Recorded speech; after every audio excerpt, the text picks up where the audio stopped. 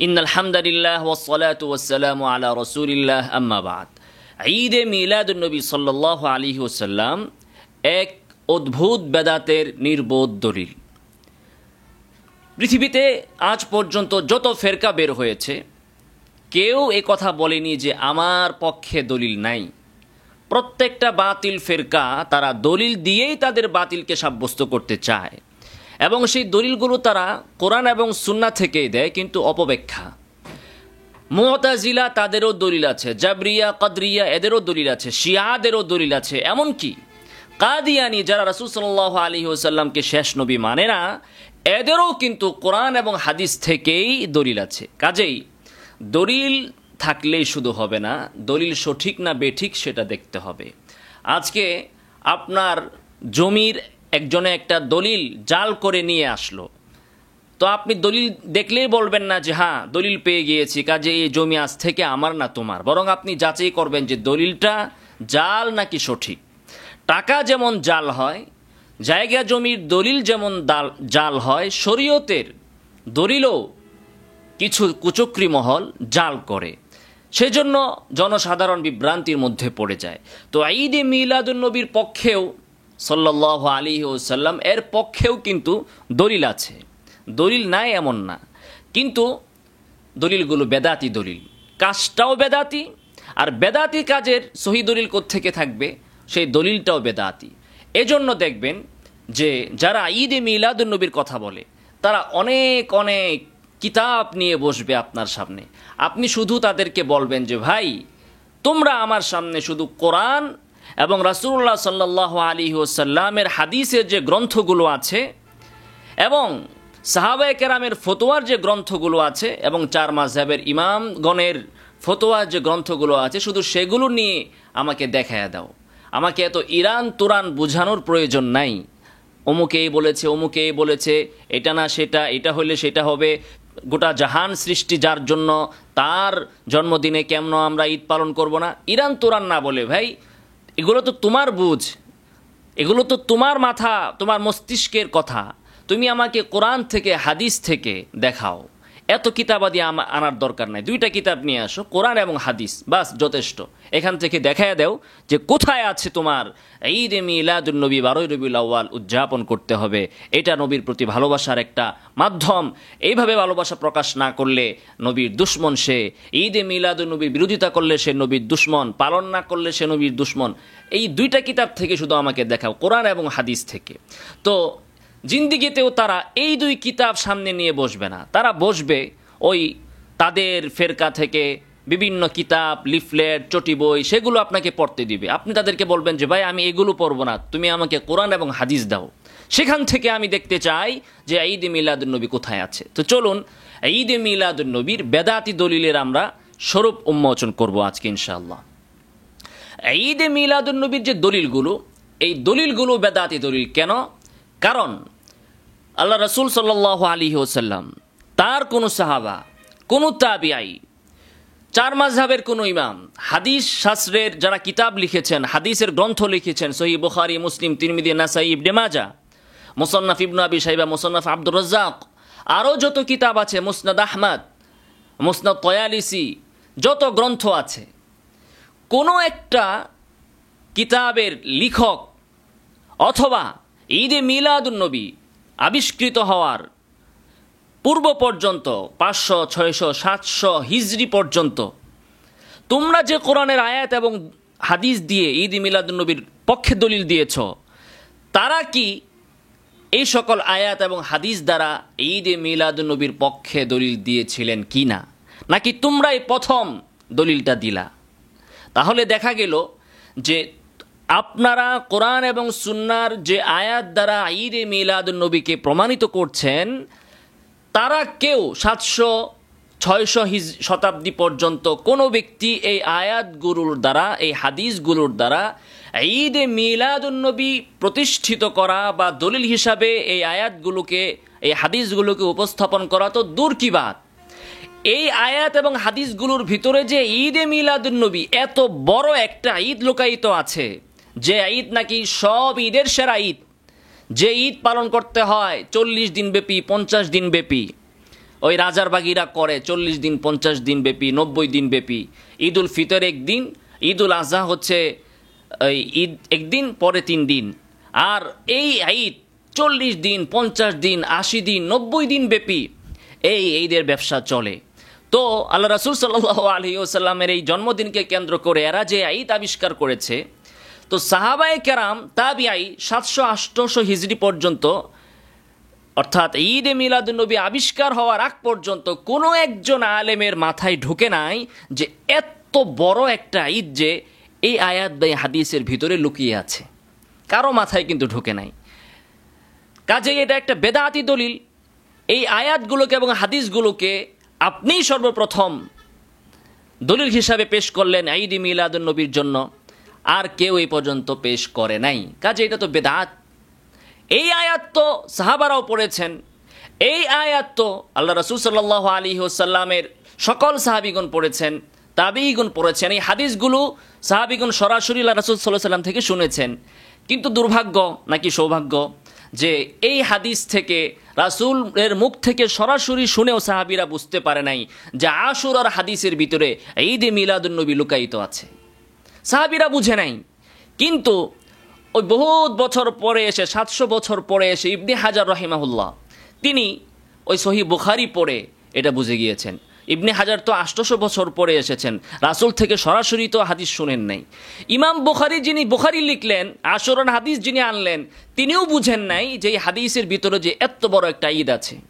কিন্তু 800 বছর পরে এসে নাকি ইবনে হাজার রাহিমাহুল্লাহ বুঝতে পেরেছেন। তাও তো তিনি ঈদের কথা বলেন নাই, ইবনে হাজারও তো ঈদের কথা বলেন নাই। তিনি বলেছেন এই দিনে আমল করার কথা। আমল এক জিনিস, ঈদ আরেক জিনিস।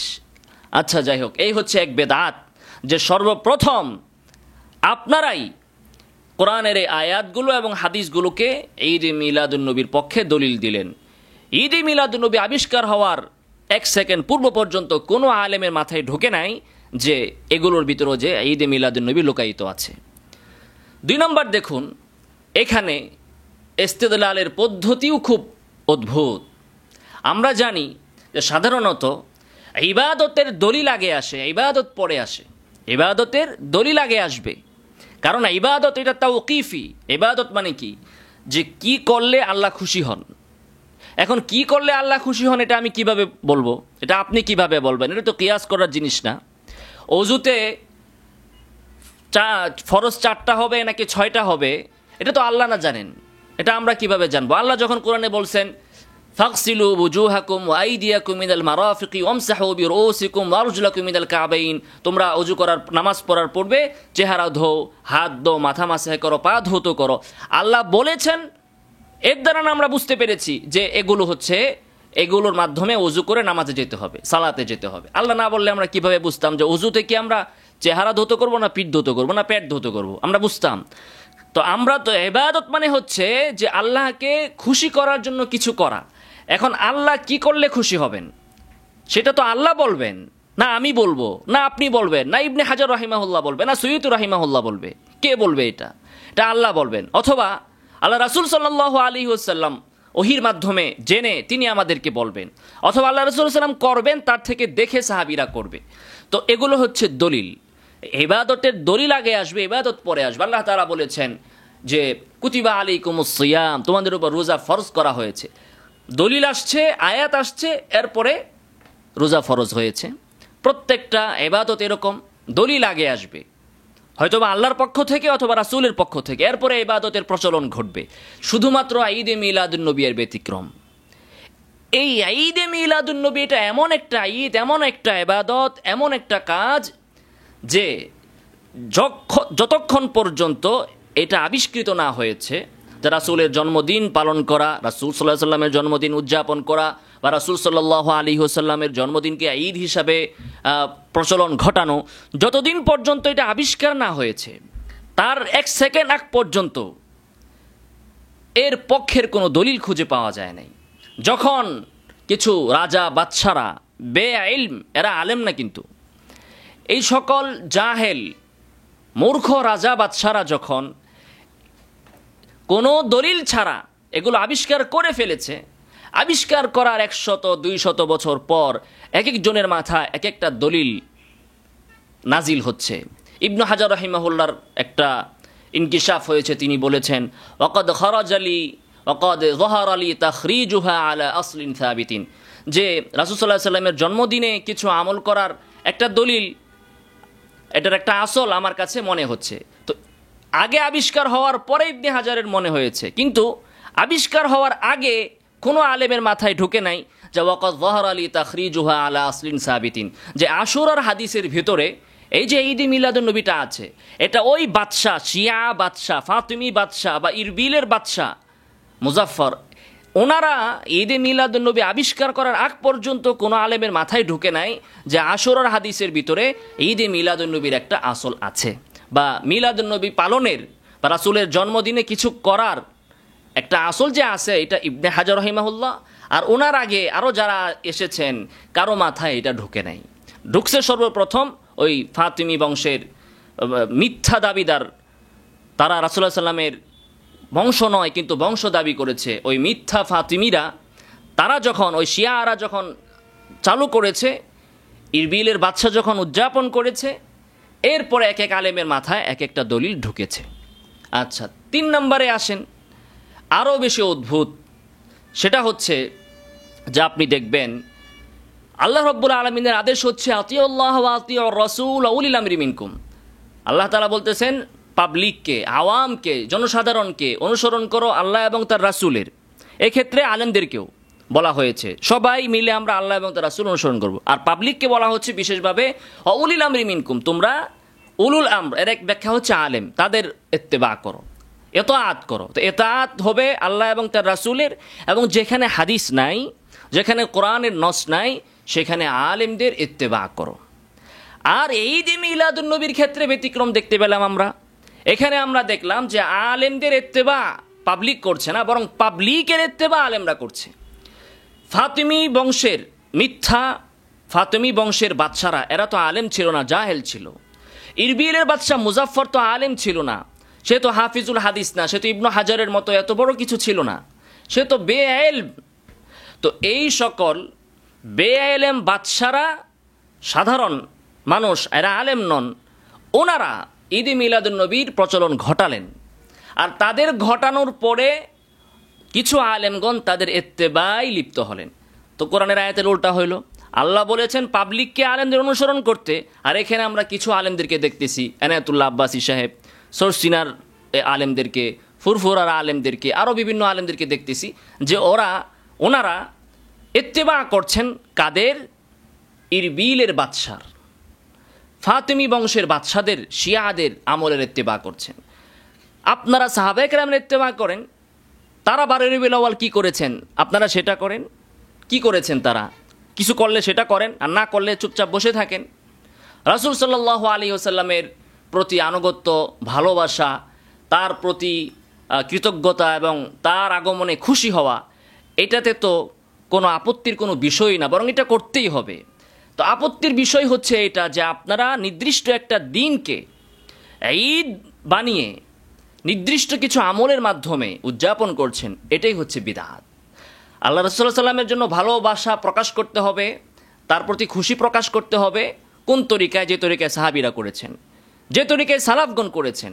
আপনার মনচাহি পদ্ধতিতে খুশি প্রকাশ করার তো কোনো সুযোগ নাই, কারণ নবীর ভালোবাসা এটা ইবাদত, আর ইবাদত তাওকিফি। আল্লাহ রাসূল সাল্লাল্লাহু আলাইহি ওয়াসাল্লাম, আল্লাহ বলেছেন ইন্নাল্লাহা ওয়া মালাইকাতাহু ইউসাল্লুনা আলান নবী, নবীর উপর দুরূদ পড়তে বলেছেন। ইয়া আইয়ুহাল্লাযীনা আমানু সাল্লু আলাইহি ওয়া সাল্লিমু তাসলিমা। নবীর উপর দুরূদ পড়তে আল্লাহ যখন বলেছেন, আয়াত নাজিল করেছেন, সাহাবীরা নবীকে জিজ্ঞেস করেছেন, ইয়া রাসূলুল্লাহ, আপনার উপর দুরূদ কেমনে পড়ব? তো নবী নিজেই শিখিয়ে দিয়েছেন দুরূদ কিভাবে পড়তে হবে। তো আল্লাহ সুবহানাহু ওয়া তাআলা আমাদেরকে বেদাত থেকে হেফাজত করুন। আমিন। ওয়া আখিরু দাওয়ানা আলহামদুলিল্লাহি রাব্বিল আলামিন।